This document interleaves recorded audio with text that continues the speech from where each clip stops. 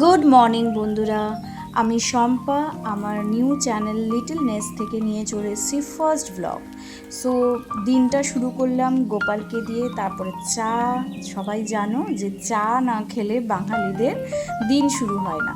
তো সেম আমারও ক্ষেত্রেও তাই, সকাল সকাল গরম গরম চা বানিয়ে নিলাম নিজের জন্য। আর চা খেয়ে বেডরুমে গিয়ে ভাবছি আজকে দুপুরের সানডেতে কি রান্না করা যায়। ভাবলাম একটু বিরিয়ানি করা যাক। তো যেমন ভাবনা তেমন কাজ। একদিকে গ্যাসে বসিয়ে দিলাম চিকেনের প্রিপারেশন, অন্যদিকে বসিয়ে দিলাম বিরিয়ানির চাল হতে। চাল একদিকে হচ্ছে আর একদিকে চিকেন হচ্ছিল। আর এই হয়ে যাবার পরে এই চালে আমি পেঁয়াজের বেরেস্তা দিয়ে দিলাম সাজিয়ে, তার উপরে সুন্দর করে ঘি মশলা সব কিছু সাজিয়ে দিয়ে বসে পড়েছি দুপুরবেলা সবাই ফ্যামিলি মিলে লাঞ্চ করতে। তো আমার ছেলে মেয়ে বলছিল যে লাঞ্চের বিরিয়ানিটা এত সুন্দর হয়েছে যে ওরা খুবই খুবই খুশি।